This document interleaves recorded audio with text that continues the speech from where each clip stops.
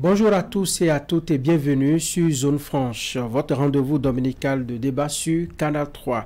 Ce jour, nous recevons pour vous Daouda Moussé, il est juriste expert foncier. Avec lui, vous vous en doutez, nous parlerons de la terre une fois de plus, du foncier, avec cette sempiternelle problématique de l'accès à la terre. Que retenir concrètement en République du Bénin? Qu'en disent les tests et que faire pour s'assurer une sécurité foncière?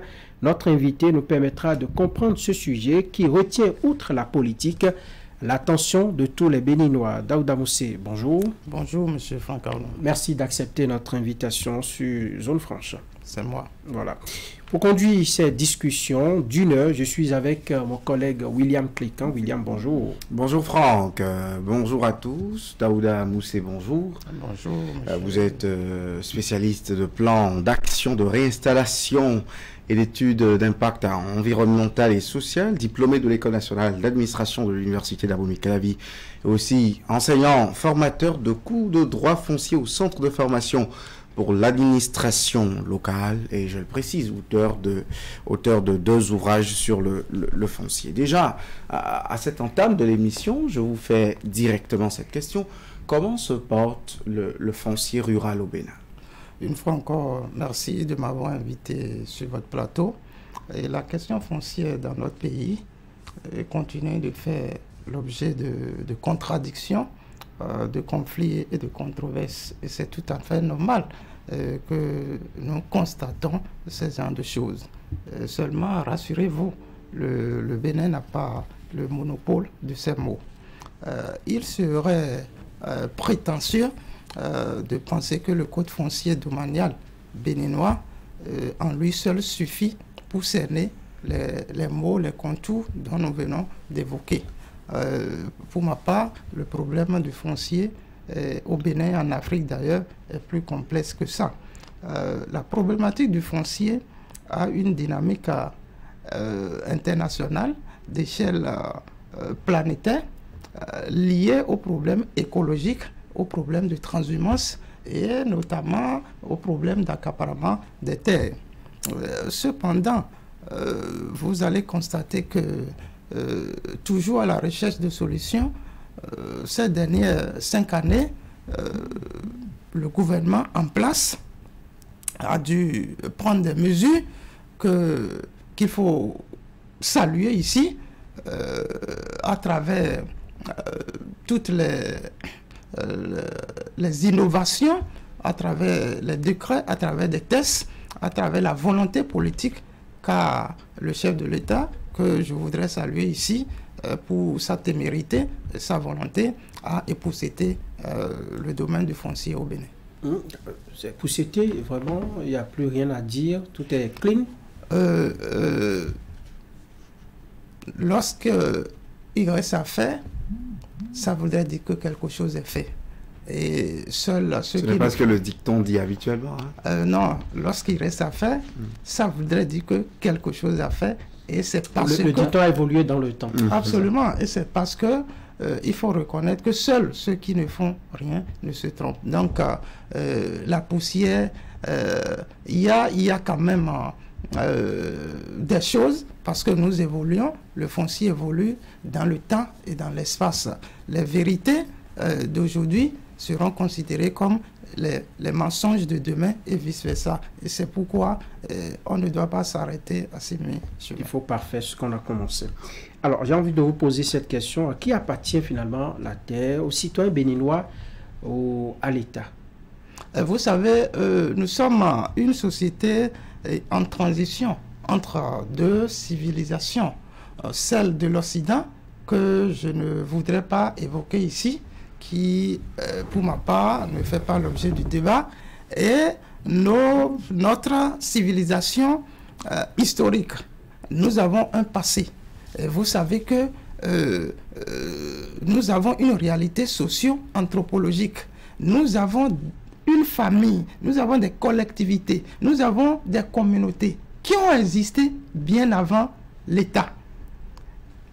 Et c'est pour cela que je voudrais saluer le génie béninois quand déjà dans la préparatif du code, les préparatifs du code qui ont abouti au code foncier domanial en 2013, déjà en 2011, il y avait déjà ce qu'on appelle le livre blanc sur le foncier. Et c'est cela qui aboutit à l'élaboration du code foncier domanial qui est toujours en vigueur. Dans ce code déjà, il est reconnu, le législateur béninois reconnaît déjà que des terres appartiennent aux collectivités, aux communautés, aux individus. C'est pourquoi, messieurs les journalistes, lorsqu'il est avéré aujourd'hui que vous avez l'appropriation première d'une terre, d'une superficie, d'une parcelle rurale, quelque part dans la nature au Bénin, même sans avoir un seul document, il suffit qu'au détour d'une opération appelée EPS, enquête publique et contradictoire, effectuée par la mairie, même si vous n'aviez pas de pièces, l'État, après cette enquête, si c'est révélé, si l'enquête est concluante, c'est qu'on vous délivre un document, une pièce présomptive qui fait de vous le présumé propriétaire afin que vous alliez au titre foncier. Ça voudrait dire quoi? Au Bénin, tout au moins, le génie béninois, le béninois a évité les conflits interethniques, les conflits sociaux, en estimant que non, l'État existe, c'est vrai, mais il y a des terres qui appartiennent également aux communautés, aux individus. Cependant, il est clair que dans le Code foncier et domanial, en son article 5, c'est l'État qui détient l'ensemble du territoire national.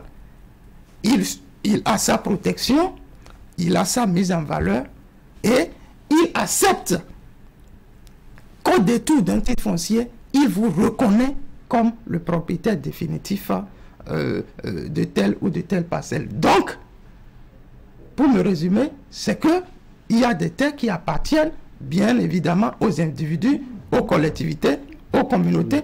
C'est fréquent d'entendre la terre des Aïnovi, la terre des Kobourou, la terre des Webadja. Donc cette réalité socio-anthropologique, nous ne pouvons pas le nier.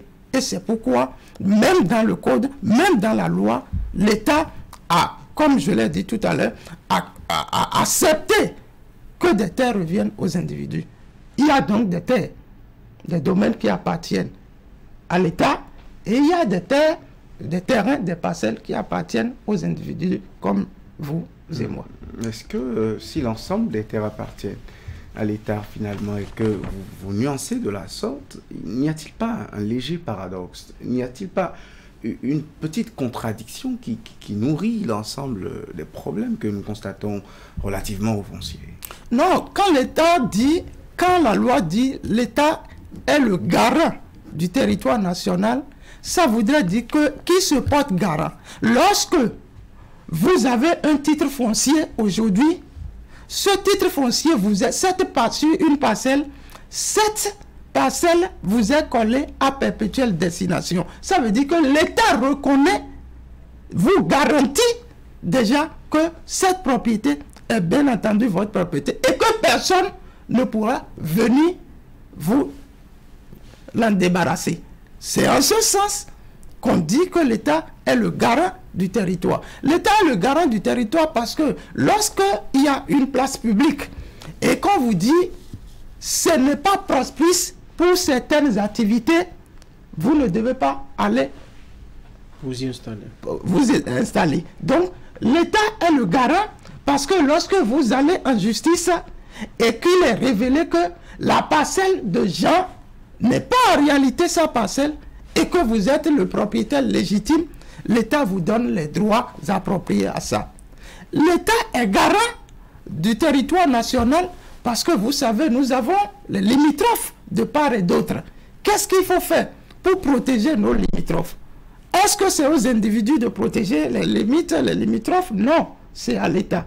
Donc voilà un peu, il n'y a pas de nuance Ah bon, on entend. Oui, mais s'il y a tous ces garde-fous-là et l'État également qui veille à ce que chaque citoyen jouisse des droits liés au foncier, pourquoi il arrive disons, des problèmes où tel vient s'accaparer la terre de l'autre, tel autre vient dire en tout cas telle parcelle m'appartient et on est obligé d'aller devant la justice. Est-ce pas ignorance des tests ou une volonté de tordre le cou aux tests qui existent et qui doivent être appliqués?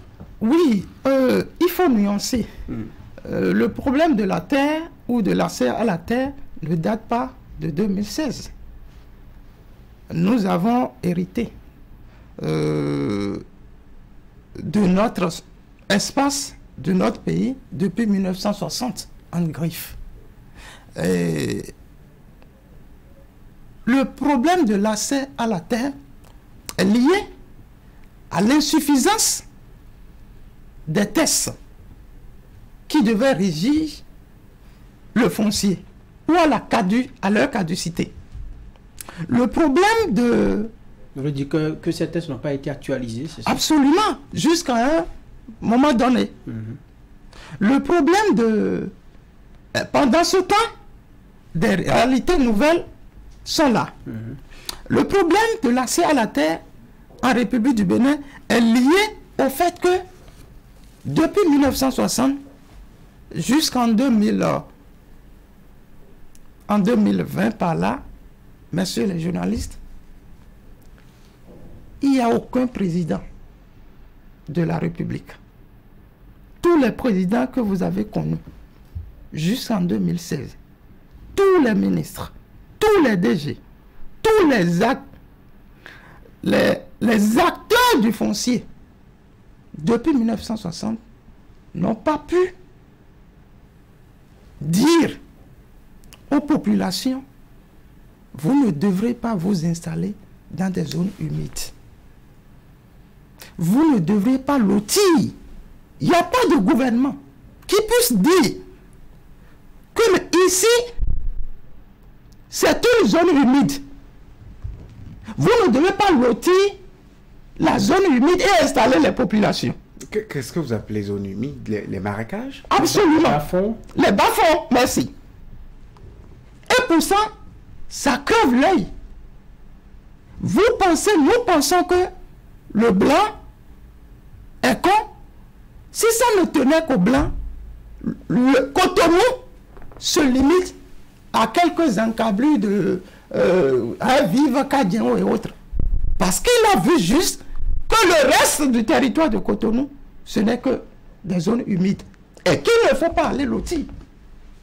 Mais au départ du colonisateur, nous avons poursuivi. Il y a une caution morale nationale à tous les niveaux donnés.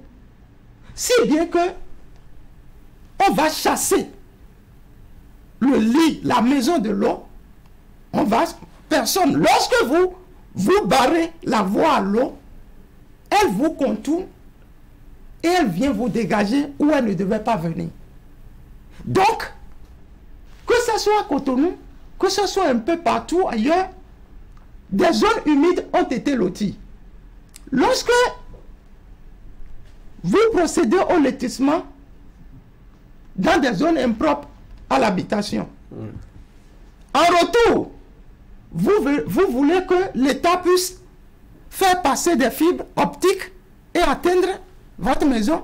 Vous voulez que dans la zone humide, que l'État vienne implanter des poteaux, l'État vienne faire des voies, des écoles. Il y a quelque chose qui ne va pas. Alors, lorsque c'est fait comme ça, sans nul doute, il n'y a que personne depuis 1960 n'a pas pu respecter les thèses. Et pour sortir de votre question, je voulais rendre hommage à un homme d'État, son Excellence Patrice Talon. Affectueusement, je l'appelle l'homme de toutes les situations. C'est un président téméraire. Il est le seul président qu'on a connu au Bénin depuis 1960 qui a pu dire, qui a tapé sur la table pour dire, mais écoutez, cessez-moi cette pagaille. Vous ne pouvez pas aller lotir, installer les populations, mais dans des zones humides. Vous êtes des journalistes d'investigation. Il y a quelques mois que le gouvernement, le président de la République et son gouvernement ont pris l'initiative d'annuler beaucoup, plus de 600 lotissements en République du Bénin. Pour dire, ces lotissements, nous allons revoir. Où il faut dégager les populations, nous allons les dégager. Où il faut les laisser, nous allons les laisser. Parce que sur le terrain, vous ne pouvez pas... Sur le terrain, oui. Est-ce que véritablement c'est respecté aujourd'hui? C'est de ça que je dis, quand vous allez vers les mairies, ils vont vous dire, essayez de dire que vous avez une parcelle dans tel quartier et que vous voulez une attestation de recasement dans la zone. La mairie va d'abord, la première action de la mairie, c'est qu'elle va dans son ordinateur pour voir si la zone dans laquelle vous êtes, votre parcelle est dans la zone annulée dont le gouvernement a fait annuler. Si vous vous trouvez dans cette zone, vous n'obtenez pas votre attestation. C'est vous qui perdez alors après une faute de l'État. C'est l'État qui a donné caution morale et vous vous êtes installé. C'est l'État qui a loti. Et vous n'êtes pas fautif en étant propriétaire d'un domaine que l'État a fait l'erreur de lotir. Puisque la commune, c'est un démembrement. Non, vous n'êtes pas du tout fautif. Les populations, en réalité, même si quelque part, on pourrait dire que nul n'est censé ignorer la loi, même si quelque part, on pourrait dire quand même, j'ai mes yeux qui fonctionnent, je vois effectivement, je suis un citoyen. Si l'État ignore la loi, que dire des populations? Non, c'est l'individu qui ignore la loi à partir du moment où les lois sont faites. Vous savez, vous n'êtes pas fautif. Ça ne voudrait pas dire qu'on viendra vous arracher vos terres. Si ce ne sont pas des zones humides, vous y restez, mais la procédure va reprendre. Mais si c'est des zones humides, il y a une situation parce que de façon même naturelle, les zones humides sont réputées être des domaines publics de l'État. Mais il y a également les réserves administratives que certaines autorités locales n'hésitent pas à morceler, à vendre. Mais quand je disais tout à l'heure qu'il faut rendre hommage à son excellence Patrice Talon, il faut me comprendre dans tout son sens. J'ai parlé des lotissements sur l'ensemble du territoire béninois qui ont été annulés. C'est une première dans l'histoire pour être reprendre. Parce que le président estime que lui ne peut pas faire souffrir continuellement ses populations, ses mandats. C'en est un. Mais quand vous prenez les acteurs dans la chaîne du foncier en République du Bénin, on peut en citer qui? Il y a les autorités de la collectivité territoriale, les maires et autres. Nous avons les notaires. Nous avons les autres techniciens tels que les urbanistes, les géomètres experts. Quand le président Patrice Talon est arrivé, il n'y a personne qui n'a pas été inquiété. Vous êtes des journalistes, toujours pour les problèmes du foncier. Il y a des notaires qui ont été, qui ont des amis devant la justice. Il y a des géomètres experts qui ont été suspendus, vous le savez. Il y a évidemment le cas le plus patent de Calavi, où beaucoup de maires ont eu des amis devant la justice. Il n'y a que le président Talon pour nous montrer la voie après 60 ans de dépendance. Revenons une minute sur les zones humides. Vous dites que c'est de l'ordre naturel des choses, que les exutoires naturels de l'eau reviennent finalement au domaine public. Ils deviennent quoi, ces propriétaires terriens? Nous avons un code foncier domanial de 2013 qui est en vigueur jusqu'à aujourd'hui. Même si le test est encore devant les députés pour une nouvelle relecture, elle est quand même, la loi est quand même en vigueur. Et dans cette loi, je le disais tantôt, c'est que les zones humides sont des zones impropres à l'habitation. Elles ne doivent pas donc être viabilisées. Elles ne doivent pas faire l'objet d'opérations de lotissement et d'installation des populations. Mieux,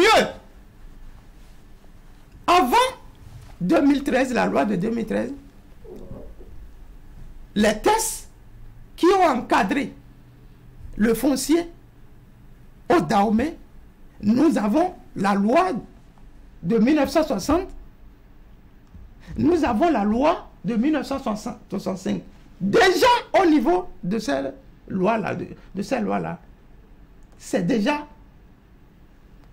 écrit de façon claire que nul ne peut toucher aux zones humides et que les zones humides sont réputées être des domaines publics naturels de l'État.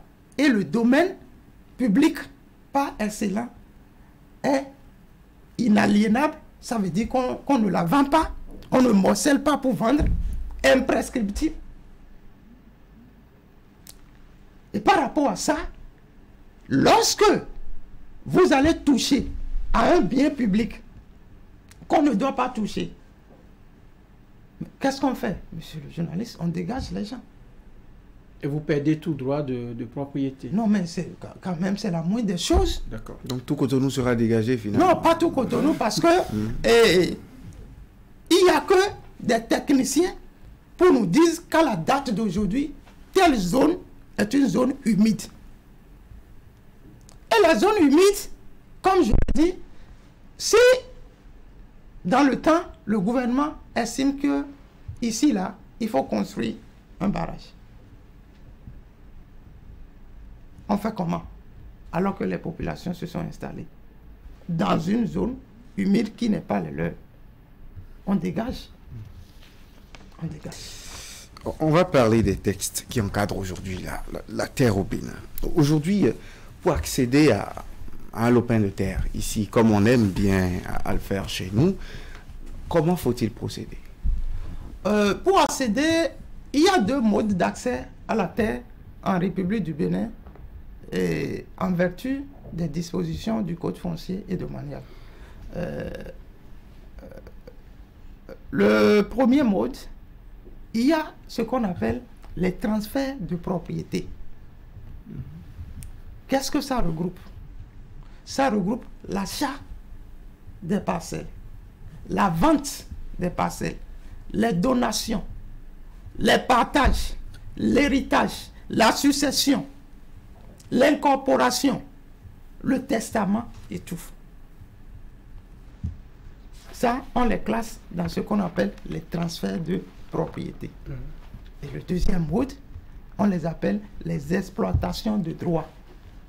Ça regroupe quoi?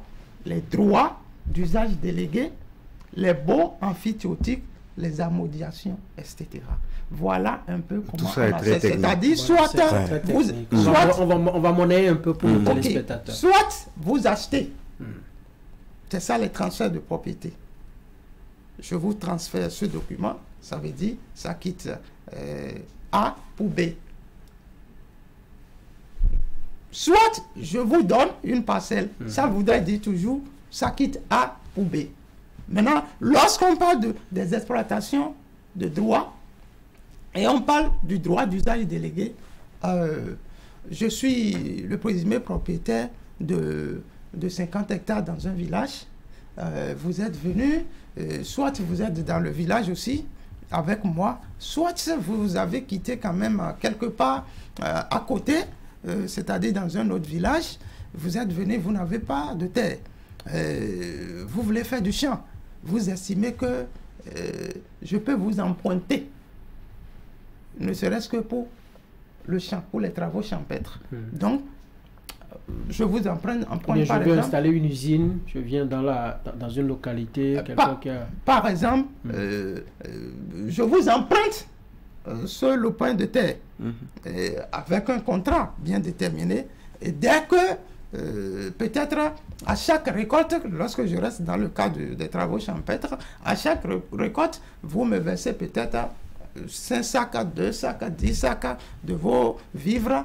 Et puis, nous continuons comme ça jusqu'à ce que vous allez quitter. Soit je fais un bail où c'est que je vous paye. J'ai loué.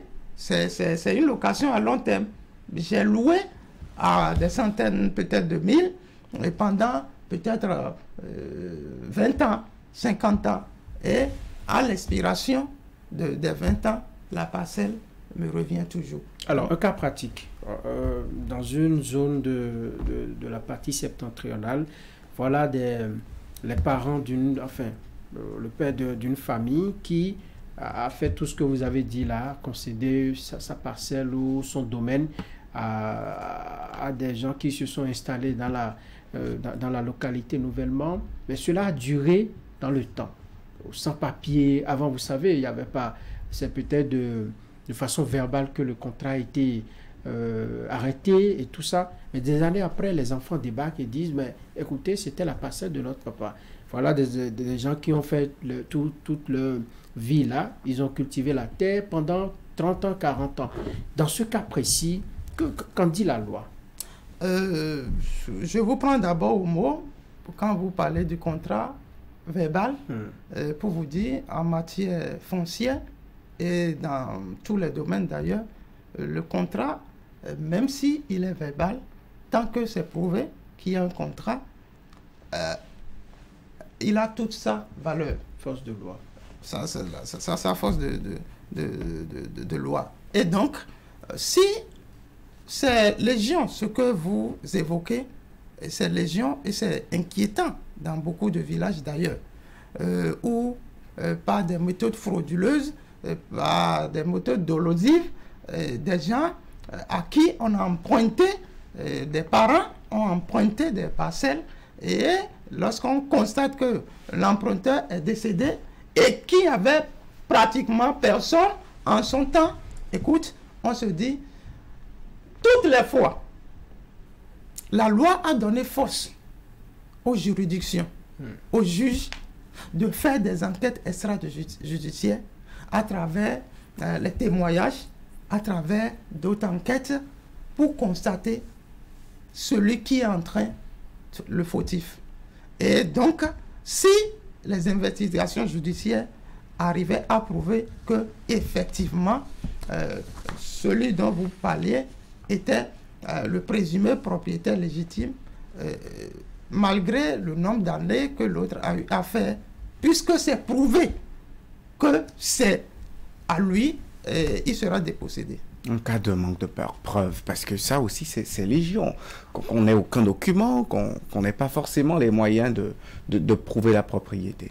Oui, je ne vais pas aujourd'hui parler de la prescription extinctive, ou lorsque, en matière foncière, lorsque c'est prouvé que vous avez existé sur une parcelle pendant 10 ans ou 30 ans, et que en manque à force de ne pas prouver à quelqu'un d'autre que c'est, par manque de preuves, que c'est sa parcelle et que la parcelle vous revient. Non, je ne vais pas aller là parce que la prescription instinctive n'aura pas lieu toutes les fois, puisque vous parlez, vous savez, la preuve est la rançon du droit, comme on le dit.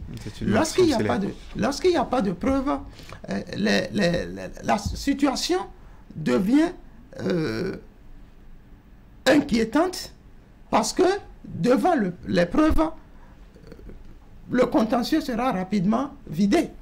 Mais quand il n'y a pas de preuves, il faut beaucoup d'autres investigations, et nous pouvons donc comprendre que c'est ça qui fait que souvent dans nos juridictions, les procès durent et perdus parce que les deux parties ne s'accordent pas il faut que le juge les sépare. Et pour que le juge puisse prononcer sa sentence, il faut quand même, c'est sur la base de certaines investigations. Il faut investiguer et pouvoir trouver à qui véritablement appartient la terre. Mais puisque vous l'évoquez de part et d'autre, ça fait partie du nœud gordien de la question du foncier au Bénin, notamment en Afrique.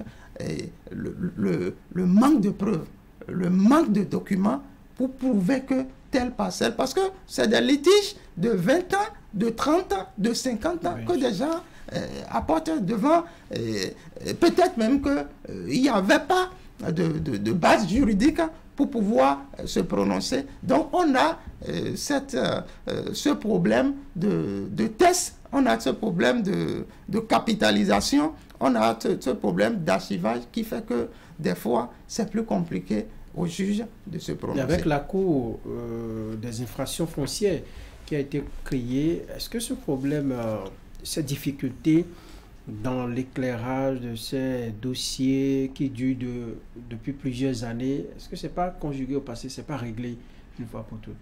Non, on ne peut pas aujourd'hui. La Cour a été créée il n'y a pas 2 ans. Alors, nous allons peut-être attendre que la Cour fasse ses expériences en 5 ans. Nous allons juger. Parce qu'en réalité, on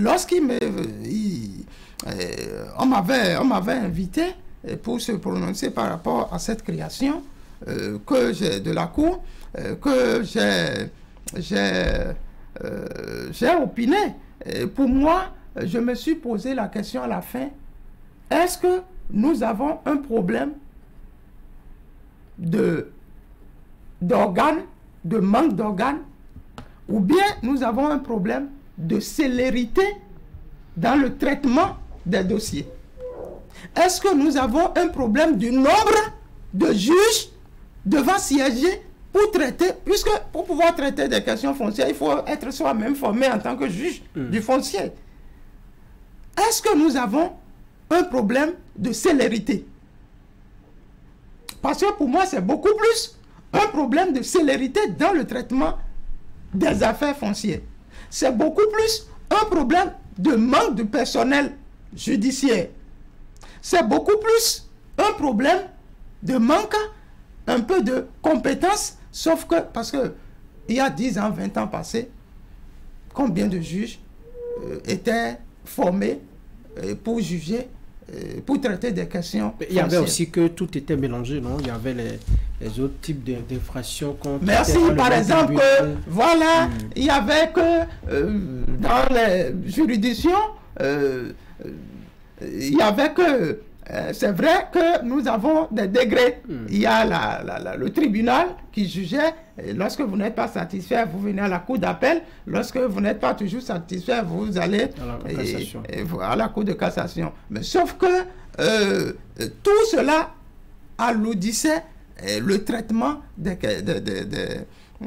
problèmes fonciers. Donc, nous allons espérer que la Cour fasse peut-être du miracle, puisque pour moi, il faut lui donner du temps, et après peut-être 5 ans d'exercice, nous allons voir en 5 ans, la Cour a reçu combien?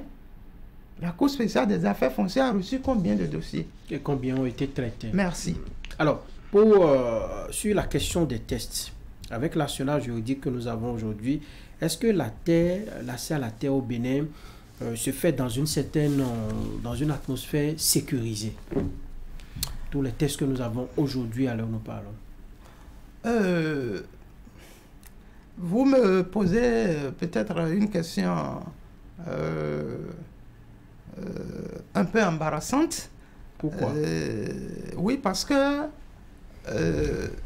si je vous dis, en tant que spécialiste des questions foncières, oui, il se pourrait que je sorte de votre studio et que un citoyen lambda qui a investi des millions dans l'achat d'une parcelle et qui n'a pas de suite jusqu'à aujourd'hui puisse m'en prendre au collet pour dire, mais qu'est-ce que tu dis? Moi, je suis un exemple vivant de ce que vraiment j'ai des problèmes, même déjà au niveau de l'achat.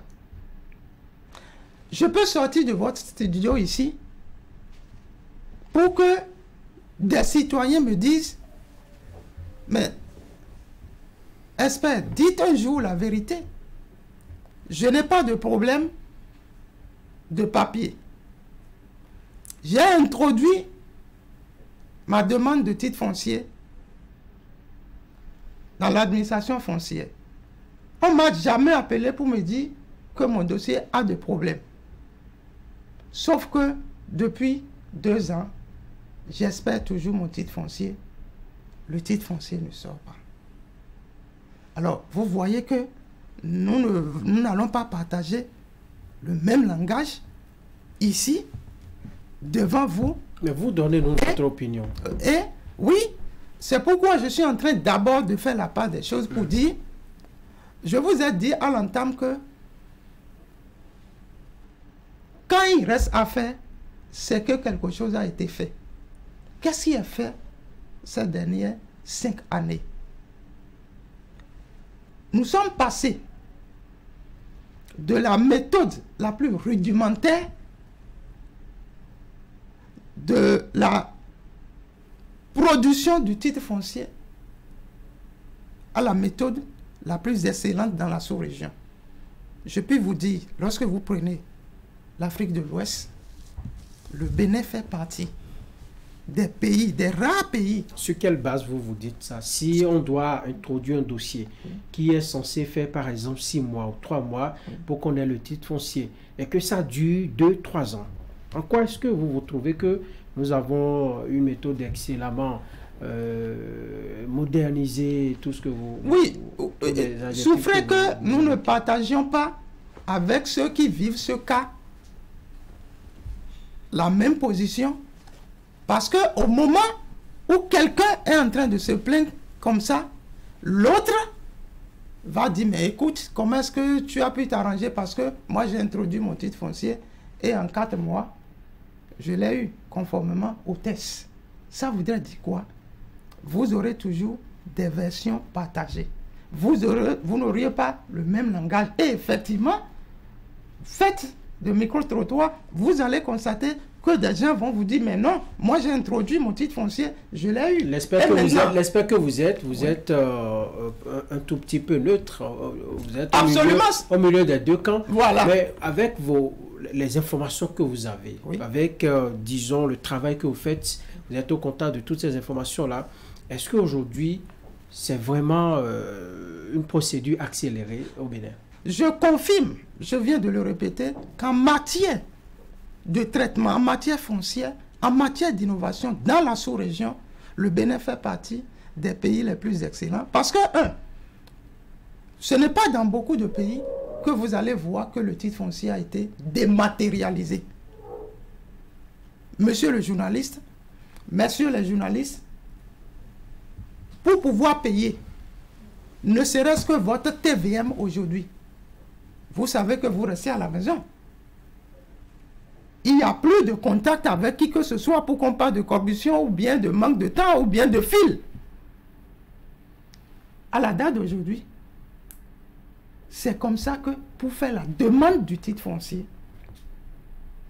c'est depuis votre maison, nos petits portables, que le titre foncier, la demande du titre foncier est faite et suivie. Oui, mais il n'y a pas que le paiement, il y a toute une procédure. Il y a des pièges. Toutes les procédures sont en aujourd'hui. Il y a des descentes de la NDF qui n'ont pas un délai, je ne dis pas, strictement prescrit. Non, tous les délais sont prescrits. Oui, mais tout ça n'est pas effectif la plupart du temps. Je ne vais pas vous accompagner dans votre déclaration en tant que spécialiste parce que le Code foncier a prévu des délais. Oui, mais est-ce que les délais sont respectés? Est-ce que dans la pratique, dans ces délais-là, les géomètres experts arrivent à descendre toutes les fois sur tous les domaines et le délai de 4 mois au total est finalement respecté pour la délivrance? Dans la procédure du titre foncier, ce qu'il convient d'expliquer aux populations, c'est que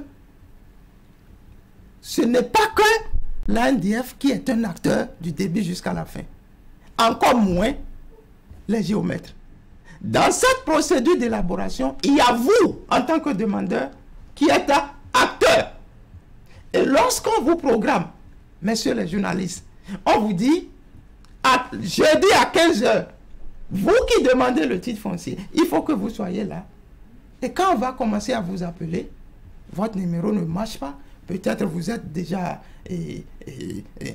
à l'extérieur et vous n'avez pas pu vous faire représenter. Ou que la loi dit aisément qu'à la phase du bornage contradictoire, oui, il faut que vos limitrophes soient présents. Il faut que vos limitrophes viennent dire que, la parcelle, objet de titre foncier, votre parcelle, est effectivement votre parcelle.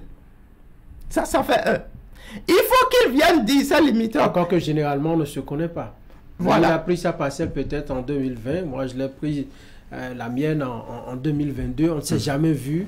C'est le moment de se voir. Mais surtout, il faut qu'ils viennent dire, à défaut de dire que c'est votre parcelle, comme vous êtes en train de le dire, il faut qu'ils viennent dire tout au moins, puisque vous êtes limitrophe, tout au moins que vous n'avez pas empiété dans leurs limites. C'est le but fondamental, ça. Et ça, c'est le cabinet qui gère ça. Non, le cabinet ne gère pas. C'est-à-dire, vous voulez prendre un titre foncier. Dans la procédure, il y a ce qu'on appelle le bornage contradictoire. Vous avez une parcelle. Vous ne connaissez pas les limitrophes de votre parcelle.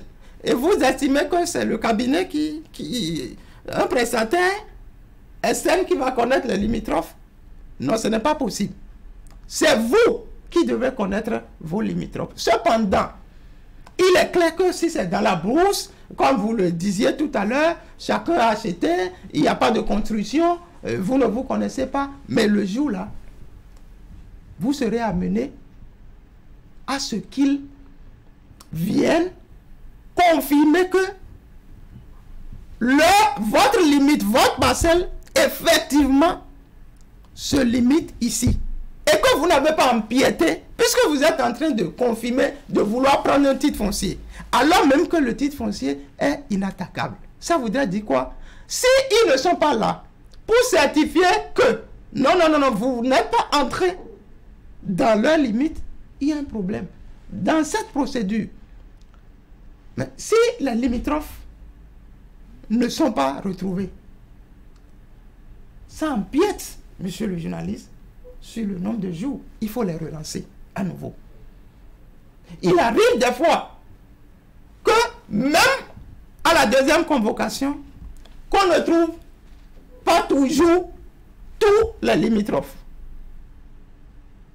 Il faut donc faire quoi? On est bloqué. Il faut prendre un huissier pour venir constater. Le délai, évidemment, vous ne pourriez plus vous attendre aux 4 mois prévus par les tests. C'est en cela que je disais aussi tout à l'heure que aucun test n'est pas fait et que il faut que les gouvernants puissent s'abreuver de ces insuffisances et voir comment... Mais en dehors de ces problèmes qui peuvent être incombés aux demandeurs, il y a également la masse de travail de l'administration publique. Depuis le délai de 10 ans expiré l'an dernier, au mois d'août, il y a une forte demande. L'administration, on ne sait pas forcément si l'administration a les moyens de pouvoir à toutes ces demandes. Est-ce que de ce côté-là aussi, vous ne voyez pas le manque de célérité? Non. Dire qu'il n'y a pas manque de célérité, c'est peut-être faire preuve de mauvaise foi. Mais comme je vous le disais tantôt, depuis déjà quelques mois, l'ANDF, l'organe phare qui s'occupe de la gestion, du traitement, de la délivrance du titre foncier, a passé à une vitesse supérieure en dématérialisant les choses. Vous savez, l'intérêt premier de la dématérialisation, c'est le gain du temps. C'est-à-dire qu'on gagne en temps. Et une fois que au Bénin déjà, l'administration foncière a été dématérialisée, nous allons constater dans les années futures que la lenteur administrative diminue de plus en plus à la satisfaction de la population. Alors, expert foncier Moussé, nous allons évoluer dans nos discussions. On a encore une quinzaine de minutes à passer. Tout était donc à vous entendre bien conçu pour un accès paisible à la terre. Qu'est-ce qui n'a pas marché pour que, après environ 60 ans d'indépendance, les Béninois continuent de souffrir pour avoir une parcelle, un lopin de terre pour s'installer? On ne peut pas acheter aujourd'hui une parcelle et être tranquille. Du jour au lendemain, des problèmes peuvent survenir. Les femmes béninoises sont brimées, chassées par les hommes dans les familles. À quand la sortie de l'auberge? Oui, vous posez une question à deux volets. La question de la femme à l'accès à la terre. Vous savez, nous n'avons pas pratiquement un problème de tests au Bénin, de façon générale, et en particulier pour ce qui concerne le foncier. Comme je vous l'ai évoqué tout à l'heure, depuis déjà 1960, nous avons des tests qui ont régi le foncier. Nous avons peut-être un problème de volonté politique. Nous avons un problème de manque de courage. Pour ce qui concerne l'accès à la femme, l'accès de la femme au foncier, à la terre, le code foncier a balayé ce principe. Lorsque vous parcourez le code foncier, il n'est dit nulle part que la femme ne doit pas avoir accès à la terre. Lorsque c'est prouvé que vous êtes présumé propriétaire de tel ou tel hectare de terre et que vous êtes femme, on vous délivre systématiquement les documents qui vous permettent d'aller au titre foncier. Il y a un traitement de faveur à la jeune féminine, c'est ça? Non, je disais tout à l'heure qu'il n'y a pas de distinguo entre un homme qui doit avoir accès à la terre et une femme. Le code foncier, la loi sur le foncier, a fait la part des choses en disant que tout le monde peut avoir accès à la terre, notamment la femme. Et lorsque c'est prouvé que vous êtes femme, c'est prouvé que cette parcelle vous appartient en tant que femme, il n'y a pas de raison pour que vous n'accédez pas aux documents qui peuvent vous permettre de confirmer, c'est-à-dire de sécuriser votre espace, notamment le titre foncier. Mais cependant, qu'est-ce qu'il faut constater? Si nous avons choisi tous mettre à côté ce que disent les tests en matière de femmes, d'accès à la terre, et de faire ce que nous faisons dans nos familles, je fais une analogie. Vous savez que dans beaucoup de familles, de foyers, on vous dit que vous êtes femme. Lorsque votre mari décède, il n'y a pas de raison pour que vous quittiez cette grande famille. Il arrive même qu'on dise que c'est le petit frère direct. Vous vous remariez au petit frère ou à un membre de la famille. Je fais cette analogie pour dire quoi? Si nous laissons les tests et nous nous agglutinons derrière les considérations culturelles, socio-culturelles et culturelles, en disant que non, dans notre famille, lorsque le papa meurt, c'est seulement les garçons ou les hommes, du moins, qui ont droit à l'héritage. Et que nulle part ailleurs, les femmes n'ont pas droit à l'héritage, notamment aux terres. cette méthode-là n'est pas connue de la législation béninoise. C'est des pratiques que nous menons dans nos familles respectives. Et je crois que les acteurs qui en font usage savent que il y a bel et bien le code foncier domanial qui l'interdit. Il y a beaucoup plus le code des personnes et de la famille qui l'interdit davantage et qui reconnaît que la femme a sa quote-part en matière d'héritage.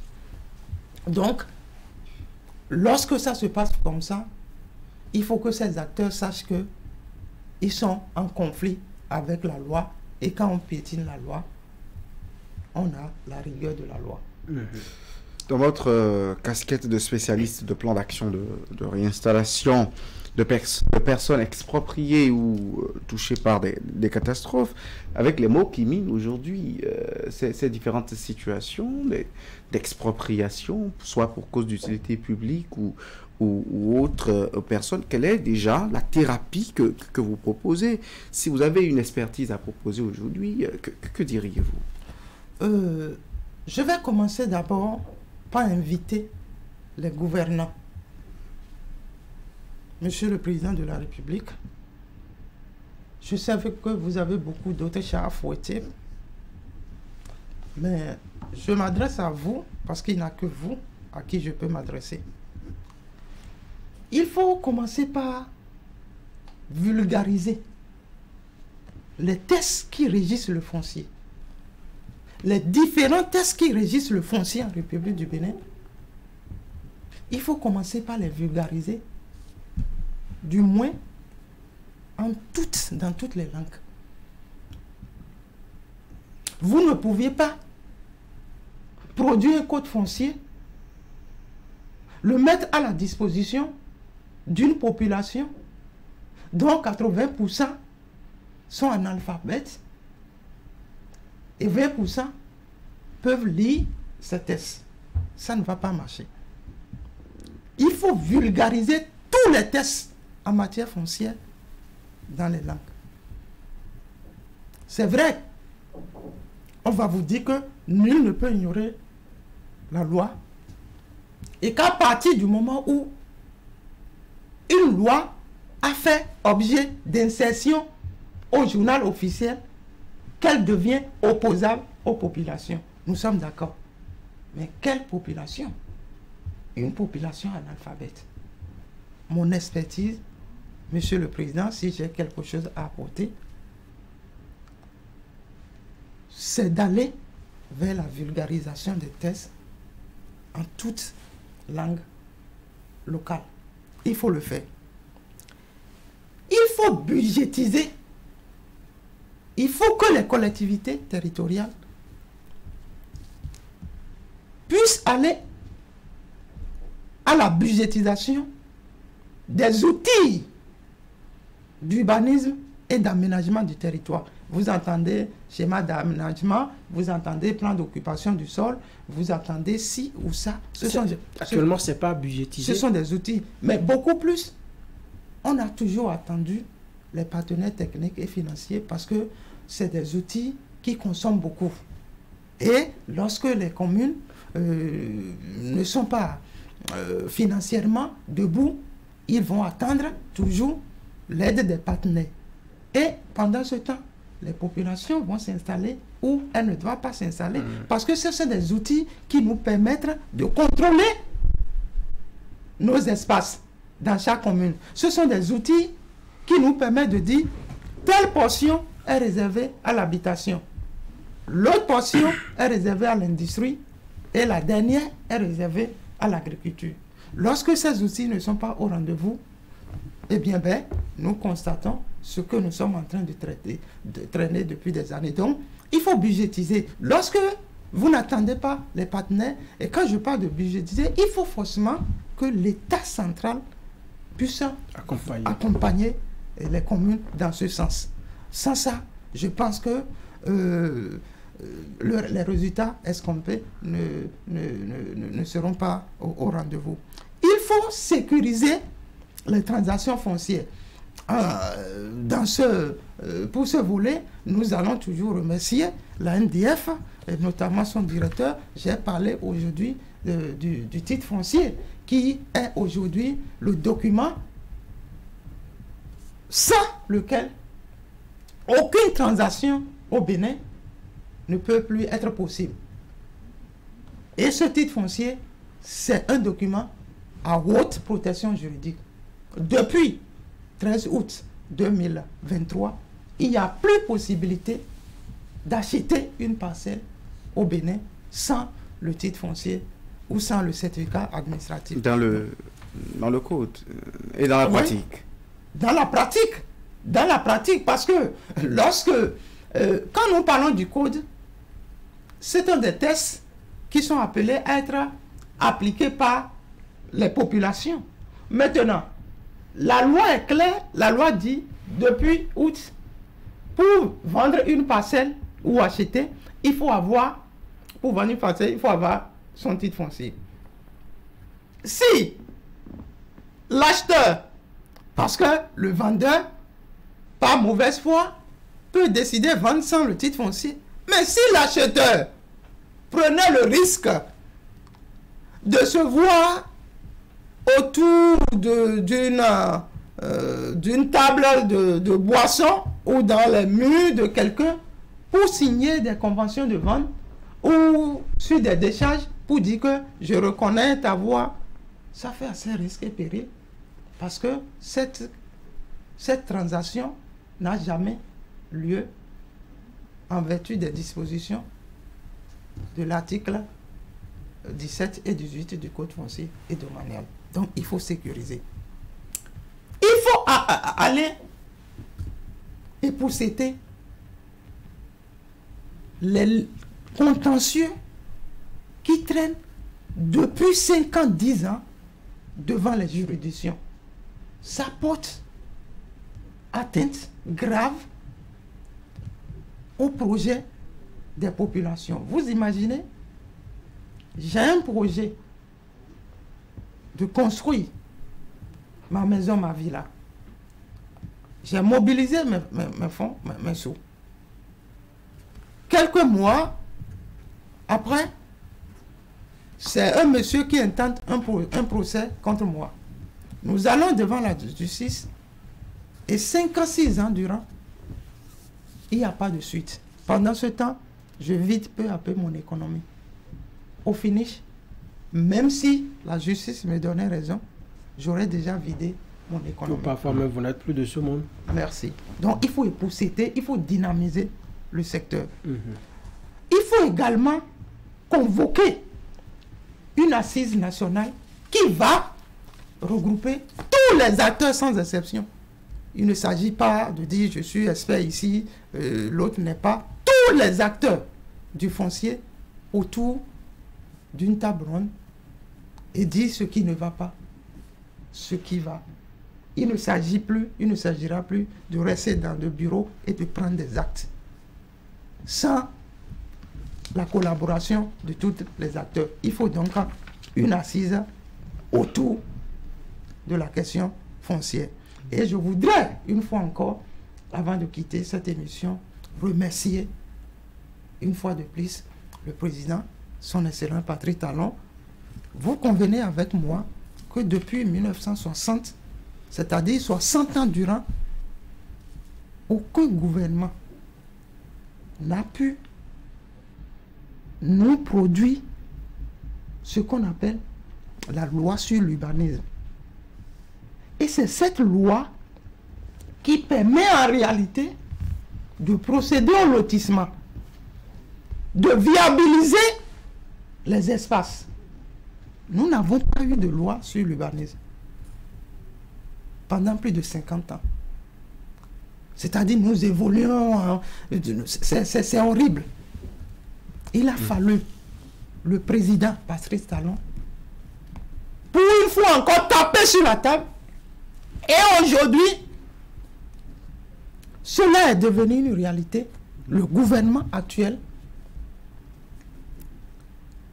a élaboré la loi sur l'urbanisme qui aujourd'hui est un projet de loi envoyé à l'hémicycle pour être étudié et voté à la grande satisfaction du peuple. Tous. Je voudrais remercier une fois encore le président de la République pour cette innovation.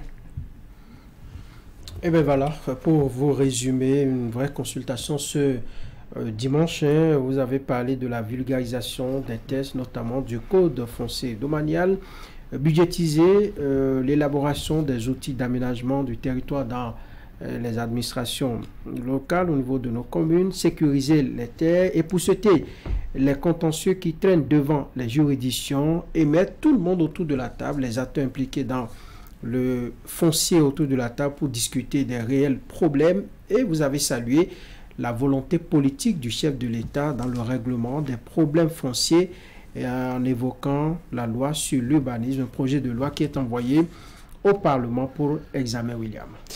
Merci donc à notre invité de ce dimanche. Nous espérons vous avoir été utile, chers téléspectateurs. Daouda Moussé, expert foncier et juriste. Merci d'être venu. Merci Franck Aounou. Merci à vous tous qui nous avez suivis. Merci à toute l'équipe de réalisation. Très bon dimanche.